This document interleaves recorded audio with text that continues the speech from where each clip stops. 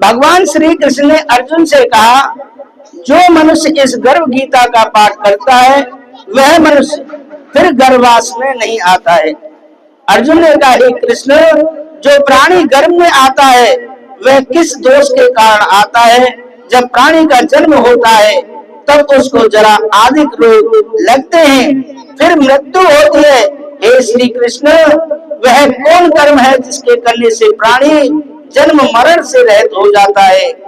भगवान श्री कृष्ण बोले, हे अर्जुन, यह जो मनुष्य है वह माया में रहकर अंधा और मूर्ख है। जो संसार के प्रति प्रेम करता है वह वस्तु मेरी है और उसे मैं पाऊंगा, ऐसी चिंता इस प्राणी के मन में निकलती नहीं और आठों पहर मोह माया में पड़ा रहता है। इसके कारण ही वह बार बार जन्म लेता है और मरता है और गर्भ में रहकर दुख पाता है। अर्जुन बोले, हे प्रभु, यह मन मदमस्त हाथी की तरह है, तृष्णा इसकी शक्ति है। यह मन काम, क्रोध, लोभ, मोह और अहंकार के वश में रहता है। इन पांचों में अहंकार बहुत बलवान है, जो प्राणी को अपने वश में किए रहता है। भगवान बोले, हे अर्जुन, जैसे हाथी अंकुश के वश में होता है वैसे ही मन रूपी हाथी को वश में करने के लिए ज्ञान रूपी अंकुश है। अहंकार से जीव नरक में पड़ता है। अर्जुन बोले, हे कृष्ण, एक आपके नाम के लिए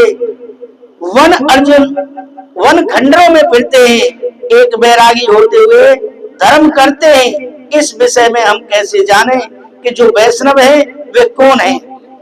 श्री कृष्ण ने कहा कि एक मेरे नाम के लिए वनों में विचरण करते हुए सन्यासी कहते हैं, एक सिर पर जटा बांधते हैं, एक भस्म लगाते हैं। इसमें हम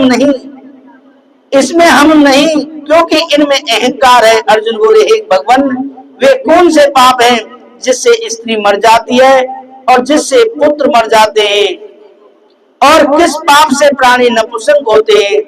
श्री कृष्ण बोले, जो किसी से कर्ज लेता है और देता नहीं, इस पाप से स्त्री मरती है, और जो किसी की अपानत रखी हुई पचा लेते हैं उनके पुत्र मरते हैं। जो किसी का कार्य किसी के गोचर आ पड़े वह जवानी कहे कि मैं तेरा कार्य कर दूंगा, और जब समय पड़ता है तब उसका कार्य नहीं करता।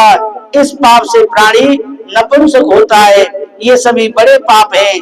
अर्जुन बोले, हे कृष्ण, किस पाप से मनुष्य सदा रोगग्रस्त रहता है, और स्त्री, घोड़ा और बिल्ली का जन्म किस पाप को करने से होता है? श्री कृष्ण कहते हैं, जो मनुष्य कन्यादान करते हैं और इस दान में मूल्य लेते हैं वे दोषी हैं। वे मनुष्य सदा रोग से ग्रसित रहते हैं। जो मनुष्य अपनी झूठी वस्तु दान एवं झूठी गवाही करते हैं वे स्त्री का जन्म पाते हैं। जो विषय विकार के लिए मदिरा का सेवन करते हैं जो घोड़े का जन्म पाते हैं, और जो रसोई बनाकर पहले स्वयं खा लेते हैं और बाद में ईश्वर के निमित्त दान करते हैं वे बिल्ली का जन्म पाते हैं। अर्जुन बोले, हे भगवान, कई मनुष्यों को आपने स्वर्ण दिया और कई मनुष्यों को